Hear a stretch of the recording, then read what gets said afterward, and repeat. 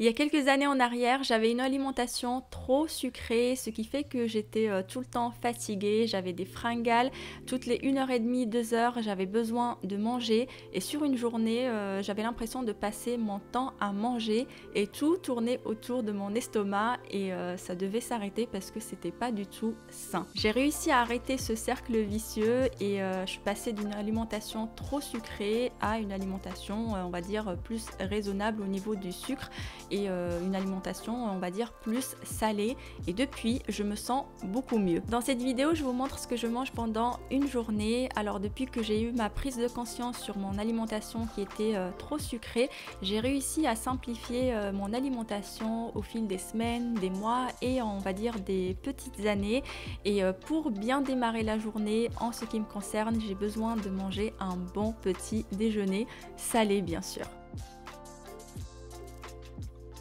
Je ne veux pas vous faire croire que j'ai la belle vie, que j'ai le temps de me préparer un super petit déjeuner tous les matins, que j'ai une alimentation ultra équilibrée. Bien au contraire, je suis quelqu'un de très mal organisé, mais je fais de mon mieux pour changer, pour changer ça.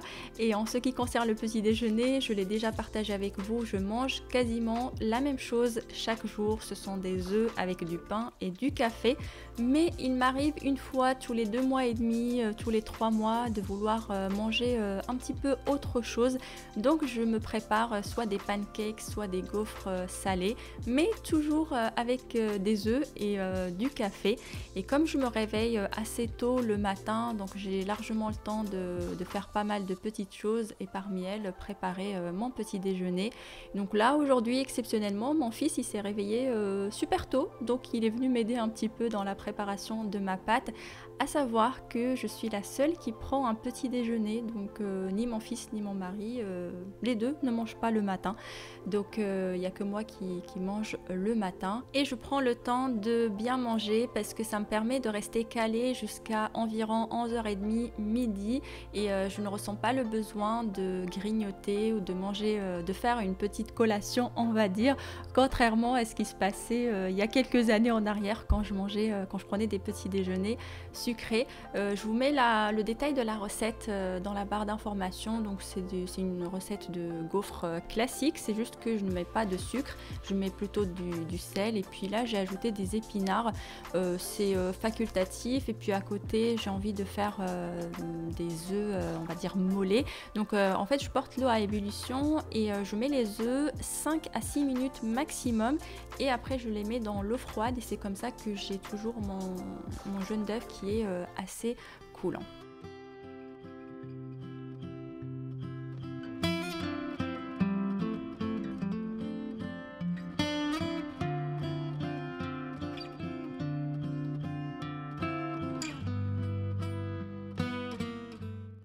Merci à Secotec qui m'a envoyé leur nouvelle machine à café automatique, je vous la montre en détail juste après.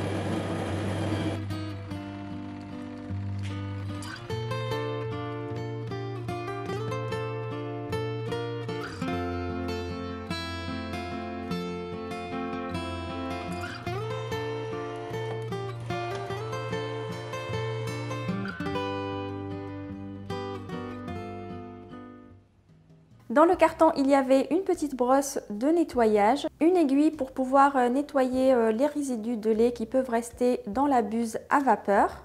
Il y a également 3 sachets de détergent et le manuel d'utilisation, il est en plusieurs langues dans le français. Et la machine.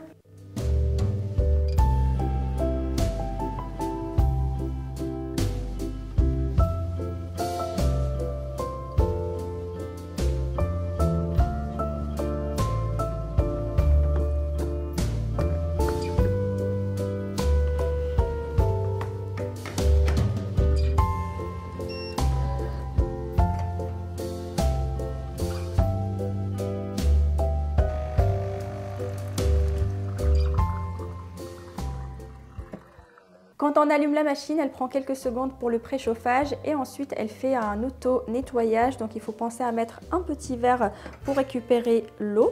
Et donc là, une fois que ce petit nettoyage a été fait, la machine elle est prête à être utilisée. Je trouve cette machine compacte, elle prend peu de place sur le plan de travail comparé à d'autres cafetières. C'est ici qu'on met la tasse qu'on souhaite remplir et en fonction de sa taille, on va pouvoir monter ou descendre le distributeur de café. Ici, on a la buse à vapeur, elle permet de faire mousser le lait, le réchauffer et aussi distribuer de l'eau chaude. Ici, on a l'emplacement pour mettre les grains de café et là, on a la roue pour pouvoir choisir le niveau de la mouture. Donc ici, il y a moins et là, il y a plus et en gros, on a 5 possibilités de mouture. Alors, dans le manuel d'utilisation, il est conseillé de changer la taille de la mouture pendant que la machine est en train de fonctionner. Sinon, si on le fait comme ça, quand elle est éteinte, on va dire, on risque d'abîmer la roue. À l'arrière de la machine, on a le réservoir d'eau, donc il suffit de soulever.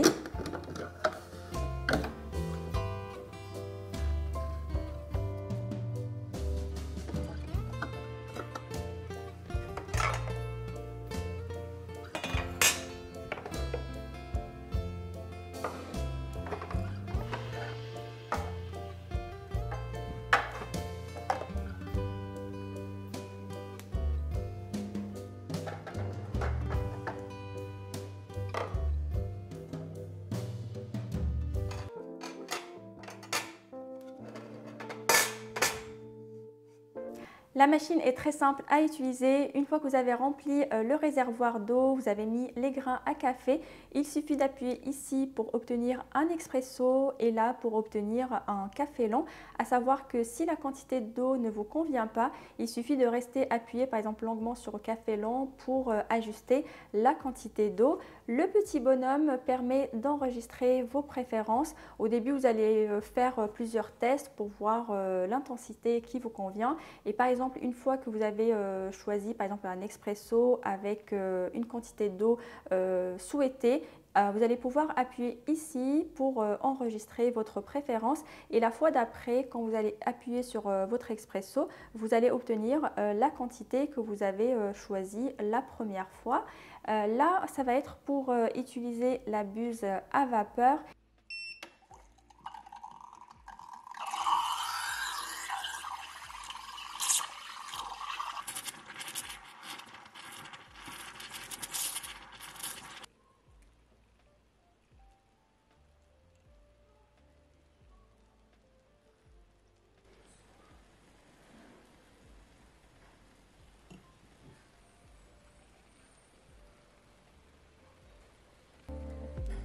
Et ici, ça va être pour obtenir de l'eau chaude. Donc, il suffit d'appuyer, la machine va distribuer de l'eau chaude et une fois que vous avez la quantité souhaitée, vous réappuyez pour que ça s'arrête. Quand cette icône clignote, ça veut dire qu'il va falloir vider le récipient dans lequel il y a le café utilisé. Et celui-ci s'affiche quand il va falloir remplir le réservoir d'eau. J'ai oublié au début de vous montrer cette partie-là de la machine. Donc c'est ici qu'il y a l'unité de l'élaboration du café. Il suffit d'appuyer ici et on a le petit couvercle en fait qui s'ouvre comme ça. Et on a le petit icône ici qui s'allume pour dire que cette partie-là est ouverte. Donc il va clignoter jusqu'à ce qu'on referme le couvercle. Et à l'intérieur, voilà ce qu'on a. Donc cette partie-là, elle est très importante à connaître parce qu'il faut la nettoyer de temps en temps et il est conseillé de la nettoyer assez régulièrement. Pour ma part, ça fait un mois que j'utilise la machine et je ne l'ai toujours pas nettoyée et je vous montre à quoi ça ressemble. Donc pour la retirer, c'est très simple. Il suffit juste de pincer comme ça et de tirer vers vous et voilà, donc on arrive à l'enlever. C'est tout petit et voilà pourquoi il faut la nettoyer assez régulièrement parce que voilà, on a des dépôts de café qui commencent à se mettre et après ça commence à coller et donc petit à petit on va c'est pas bon en fait pour la machine que ça reste comme ça et après même le goût en fait de du café il peut être altéré. Donc pensez à bien la retirer et la nettoyer assez régulièrement. Et je vous montre ici aussi, il faut passer un petit coup de chiffon humide pour retirer un peu tous les résidus de café qu'il peut y avoir. Le nettoyage de la machine reste assez simple et rapide à faire et dans le manuel d'utilisation, il conseille de le faire assez régulièrement, comme ça on garde la machine plus longtemps.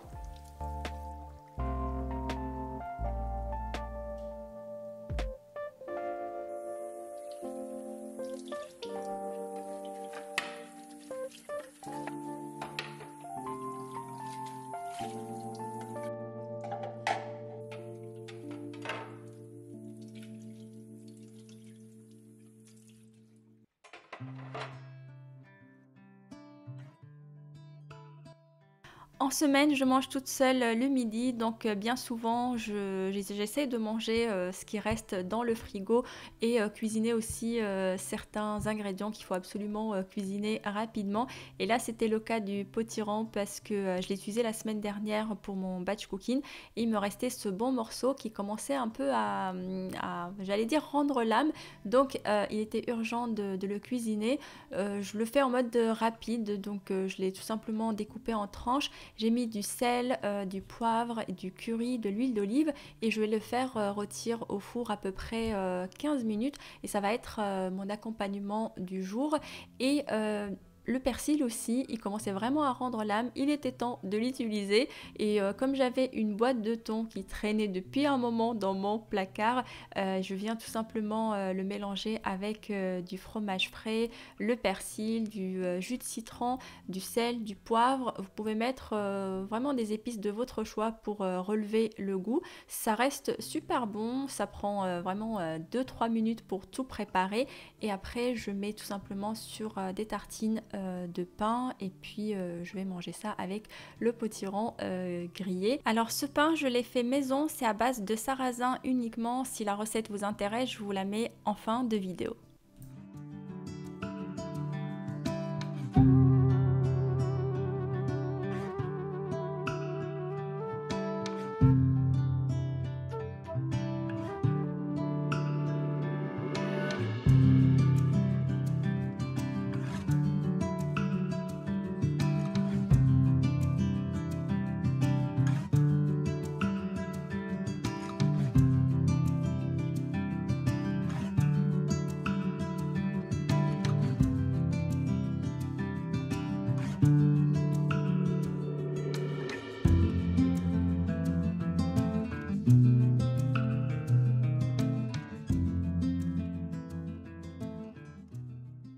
Alors moi je suis une adepte du goûter et quand j'avais fait mon sevrage au sucre, j'ai arrêté aussi de prendre du goûter sucré. Je suis passée à plutôt des tartines de pain avec du beurre, pas d'ajout de sucre, mais par moment j'ai des petites envies comme ça de sucré et c'est vrai que ces derniers temps au niveau émotion c'est vraiment les montagnes russes et ce jour-là j'ai envie de me faire des petites crêpes vraiment en mode vite fait bien fait avec on ajoute des bananes coupées en rondelles, du chocolat noir, hein. C'est pas de la pâte à tartiner tout ça donc ça va, ça reste raisonnable et puis j'aime aussi ajouter des petits copeaux de coco et je mange ça avec une petite tisane. L'après-midi, pas de café, hein, c'est tisane. Je prépare mon sommeil dès l'après-midi. Et puis voilà, ça remonte un petit peu le moral, ça fait, c'est réconfortant. Donc je m'interdis pas de prendre comme ça des petites crêpes de temps en temps avec du chocolat.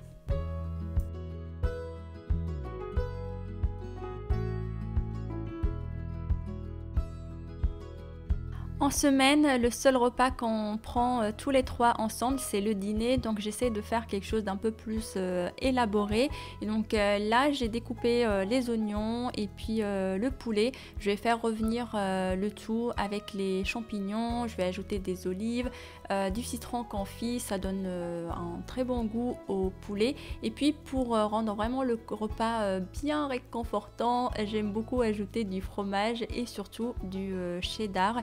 Et je vais servir le tout avec du riz.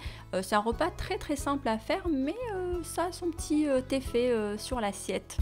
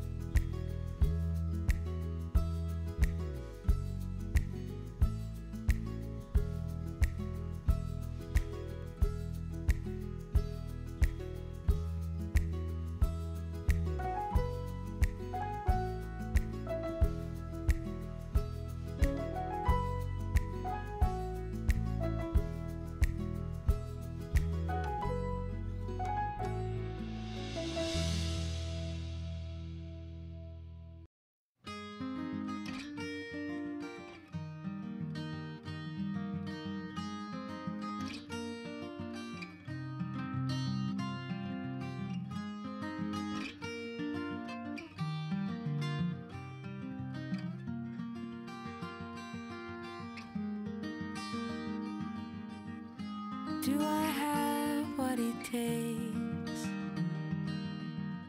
to make you fall in love with me? Am I the real deal or just another one of those who fake it?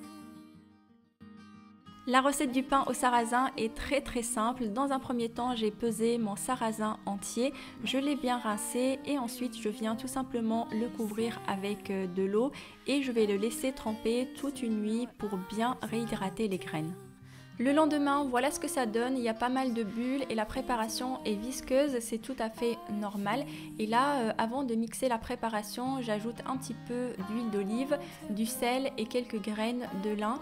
C'est complètement facultatif, vous pouvez ne rien mettre ou alors mettre les ingrédients de votre choix. Un peu de sel, c'est quand même bien parce que sinon le goût il peut être très fade. Et donc après, on va venir tout simplement bien mixer le tout et la pâte est prête. On va passer à l'étape suivante de la fermentation. Alors cette recette je l'ai découverte par hasard sur la chaîne Idle in Everyday Life. En fait j'ai eu ça dans mes recommandations et c'était un vlog et puis au milieu elle a fait cette recette de pain et ça m'a intéressée.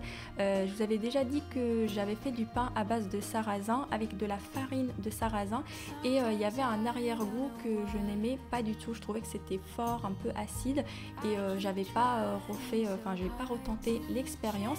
Et puis quand j'ai vu cette méthode de faire, je me suis dit que peut-être avec la fermentation le goût va être atténué et effectivement c'est ce qui se passe. Le pain une fois qu'il est cuit, on n'a pas d'arrière-goût, on a le goût du sarrasin et ça reste doux. En tout cas je trouve que c'est doux et il n'y a pas le petit arrière-goût qui me dérangeait quand j'utilisais la farine de sarrasin avec la méthode classique en ajoutant la levure, etc. Donc une fois que vous avez mixé, voilà ce qu'on obtient. Donc la texture elle est on va dire assez épaisse et là on va laisser fermenter pendant une nuit. Donc vous couvrez le saladier et là en ce moment comme il fait froid, je l'ai mis à côté de mon radiateur. Donc vous faites soit la même chose, soit si vous avez une cheminée, le but c'est vraiment qu'il soit à côté d'un endroit chaud et vous pouvez laisser fermenter toute une nuit, voire un petit peu plus, ça ne posera pas de problème.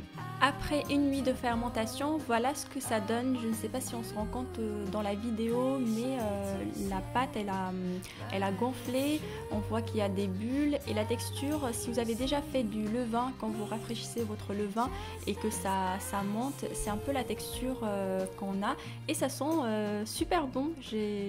On sent l'odeur du pain authentique et donc voilà, là c'est fini. Donc j'ai bien beurré et fariné le moule pour ne pas avoir de surprise lors du démoulage et donc on vient tout simplement mettre la pâte.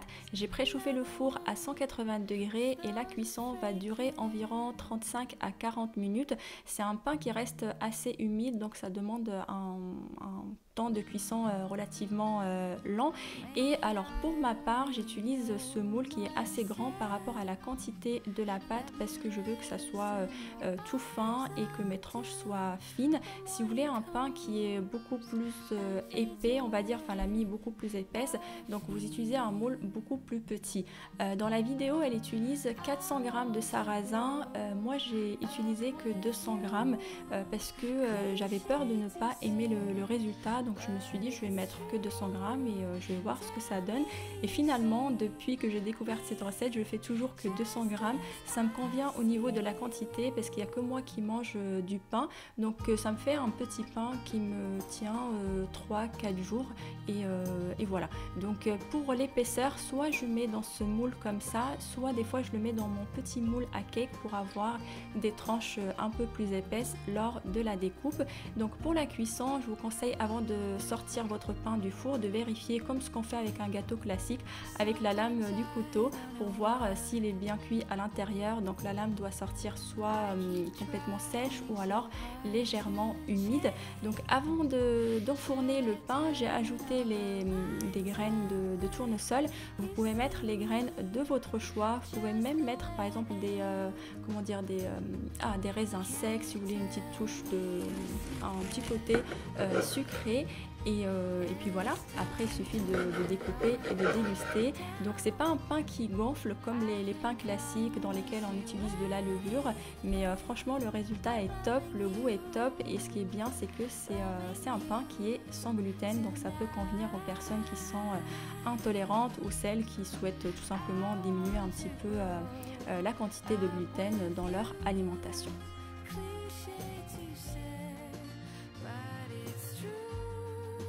Et voilà, j'espère que cette nouvelle vidéo va vous plaire. N'hésitez pas à me dire ce que vous en pensez dans les commentaires. Et puis je vous dis à très vite pour une prochaine vidéo.